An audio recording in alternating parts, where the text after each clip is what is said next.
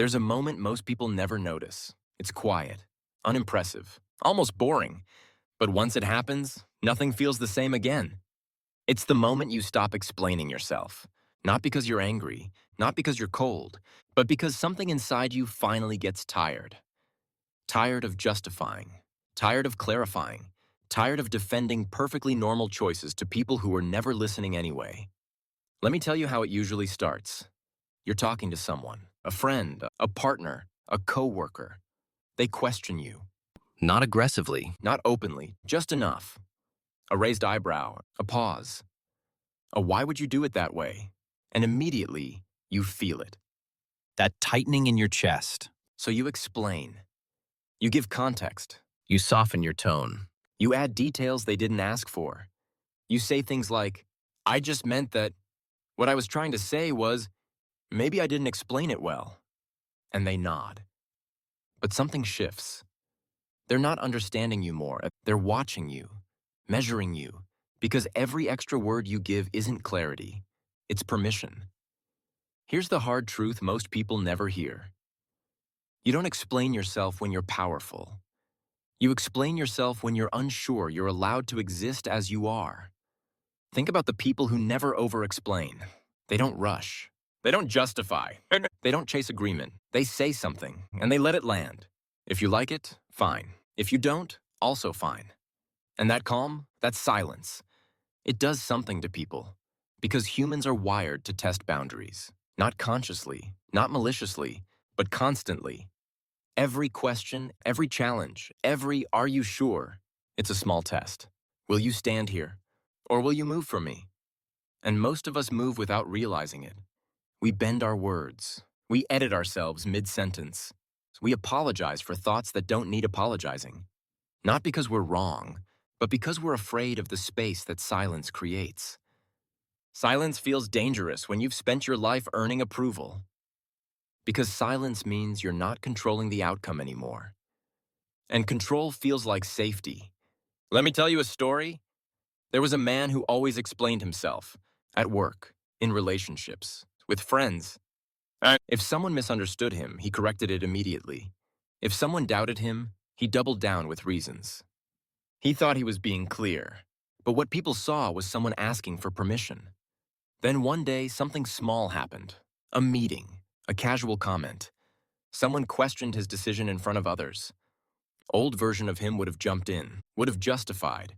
Listed reasons, smiled to keep the peace. This time, he didn't. He just said, "That's the decision," and stopped talking. The room got quiet. Uncomfortable quiet.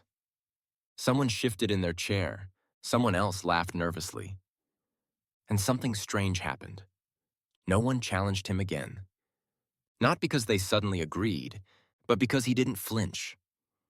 That was the moment, not the sentence, the stillness after it. When you stop explaining yourself, people feel it immediately, because you're no longer negotiating your worth. You're stating your position and letting others deal with their feelings about it. And that's terrifying for them. Here's what no one tells you. Explaining yourself is often a trauma response.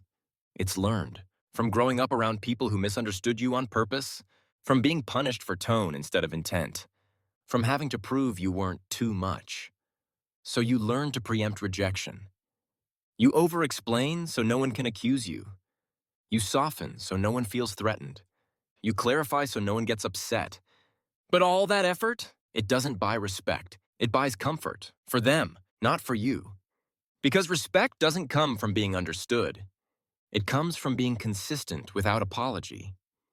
When you stop explaining yourself, a few things happen fast. Some people get anxious. They ask more questions. Are you mad? Why are you being quiet? Did I do something? What they're really asking is, why can't I read you anymore? Others get irritated. They say you've changed, that you're cold, that you're distant. What they mean is, you're no longer easy to control. And a few people, they lean in, they listen more closely, they stop interrupting. They choose their words carefully. Those are the ones who are never there for your explanations. Only your presence. This isn't about being rude. It's not about being mysterious. It's about something simpler. Self-trust. When you trust yourself, you don't rush to be understood. You don't chase agreement. You let misunderstanding exist without correcting it. And that feels like death at first, because your nervous system is used to fixing, used to smoothing, used to earning safety through words. So the first few times you stop explaining yourself, your body panics. Your heart races. Your thoughts scream. You replay the moment later, wondering if you were too harsh. That's normal. That's withdrawal. You're breaking an old habit. But then something shifts. You start noticing how much energy you used to waste. How many conversations were one-sided. How often people questioned you simply because you made it easy. And you realize something painful. Some people only liked you when you were small. When you explained. When you adjusted. When you bent. When you stop explaining yourself, you stop shrinking. You start speaking in sentences that end. You say, "No, that doesn't work for me. I've decided." And you don't add a paragraph after. No backstory, no defense, no emotional footnotes. Just truth. And here's the part no one prepares you for. You'll lose people. Not dramatically, not all at once, but subtly. The conversations dry up. The invitations change. The dynamic shifts. Because the version of you that needed explaining was useful, predictable, manageable. The version of you that doesn't, that version requires respect. And not everyone is capable of that. But what you gain is quieter. You gain peace. You gain clarity. You gain a nervous system that finally gets to rest. You stop rehearsing conversations in your head. You stop pre-justifying your existence.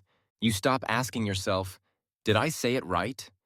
Because you said it honestly. And that's enough.